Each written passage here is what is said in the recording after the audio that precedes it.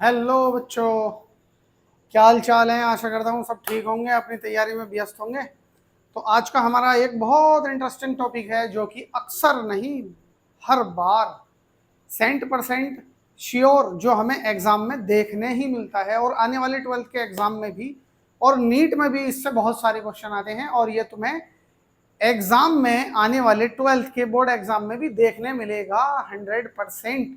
तो आइए समझिए आज का हमारा टॉपिक। उसका नाम है स्पर्मेटोजेनेसिस। स्पर्मेटोजेनेसिस का मतलब है स्पर्म का जन्म। स्पर्मेटो मीन्स स्पर्म, शुक्राणु, जेनेसिस मतलब जन्म। स्पर्मेटोजेनेसिस मतलब ये हुआ कि स्पर्म का जन्म। तो आइए हम समझते हैं इसमें क्या क्या होता है। इसमें होता क्या है, आइए हम स्टार्टिंग से समझते हैं। ये हमारा टेस्टिस है, ये हमारा टेस्टिस है, ये हमारा टेस्टिस है, ये वाला, ये हमारा टेस्टिस है। इस टेस्टिस के अंदर ये लोब्यूल होते हैं, ये छोटे छोटे कंपार्टमेंट होते हैं, लिटिल रूम होते हैं। ये हमारा एपिडिडाइमिस होता है और ये टेस्टिस हमारे स्क्रोटम सैक में होता है। इस टेस्टिस के अंदर ये जो लोब्यूल हैं, इनके अंदर कहीं कहीं एक भी हो सकता है, दो भी हो सकते हैं, तीन भी हो सकते हैं। एक से कम नहीं हो सकता, तीन से ज्यादा नहीं हो सकते। 1 से 3 के बीच में सिमेनिफेरस ट्यूब्यूल होते हैं, हाईली कोल्ड स्ट्रक्चर होते हैं। इसके अंदर ये स्पर्मेटोजेनेसिस होता है। देखिए कैसे होता है। अगर हम एक लोब्यूल के इनलार्ज करके देखें, एक सेमेनिफेरस ट्यूब्यूल जो कॉइल है, अगर हम उसको कट करके देखें तो वो अंदर से राउंड सेक्शन में मिलेगा। उस राउंड सेक्शन के अंदर हमें कुछ क्या मिलेंगी देखने, ये जो सेल हैं इनका नाम है स्पर्मेटोगोनिया।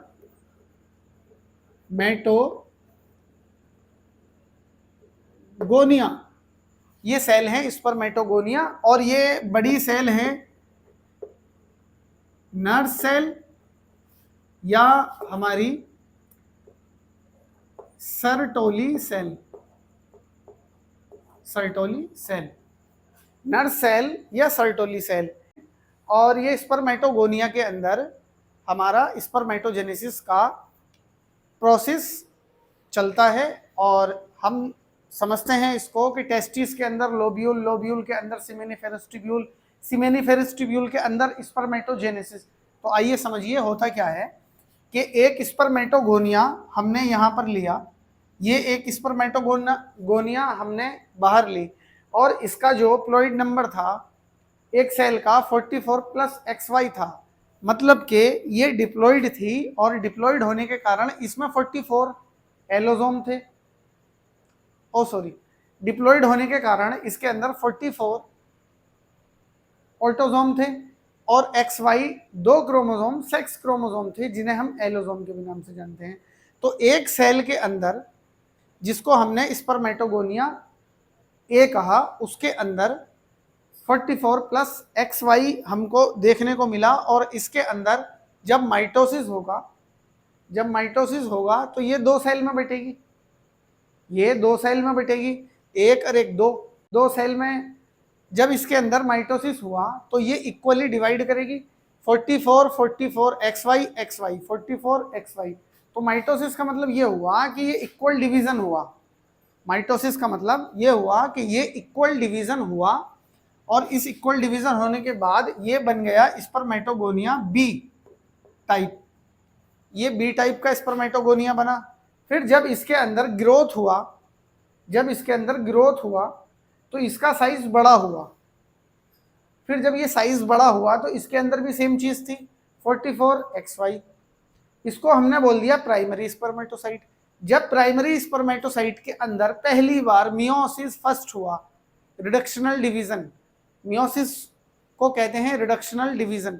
जब इस प्राइमरी स्पर्मेटोसाइट के अंदर रिडक्शनल डिवीजन हुआ, which we called as meiosis first हुआ, तो ये 2 सेल में बटा। तो अब इसका नंबर हाफ हो जाता है। यहाँ 44 था, यहाँ 22 रहा, यहाँ भी 22 रहा।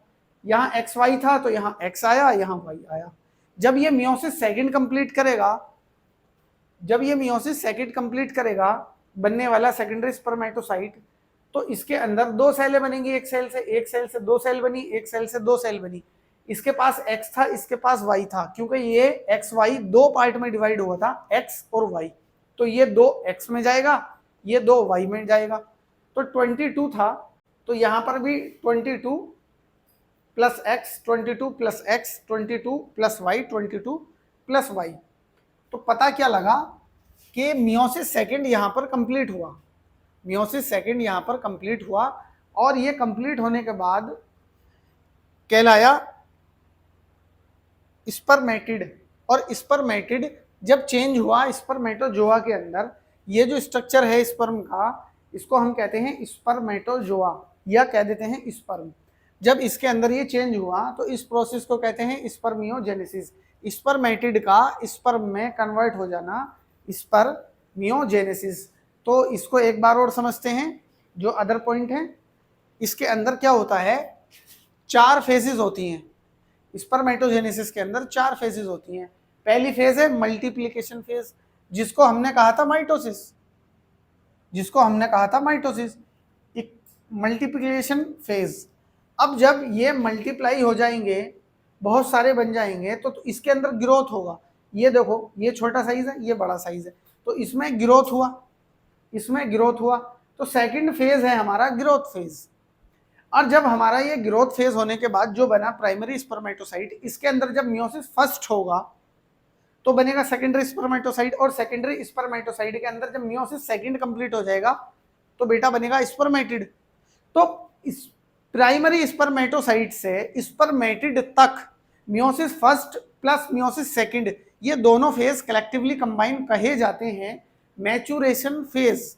और जब स्पर्मेटिड स्पर्मेटोजोआ में चेंज हो जाता है, मॉडिफाई हो जाता है, इसका मेटामॉर्फोसिस हो जाता है, स्पर्मेटिड का स्पर्मेटोजोआ में कन्वर्जन हो जाता है, तो इस स्टेज को कहते हैं, इस प्रोसेस को कहते हैं स्पर्मियोजेनेसिस। आई बात तुम्हारे समझ में? तो ये जो आज हमने पढ़ा ये था स्पर्मेटोजेनेसिस। अगर ये टॉपिक अच्छा लगा हो, समझ में आया हो, तो कमेंट करें और इसको शेयर करें, ज़्यादा से ज़्यादा शेयर करें। और जिस टॉपिक पे तुम्हें वीडियो चाहिए बेटा, वो कमेंट में नोट डाउन कर दें, मैं उस पर तुम्हें नेक्स्ट वीडियो टॉपिक पे मैं अपलोड कर दूंगा। और जब तक के लिए थैंक यू।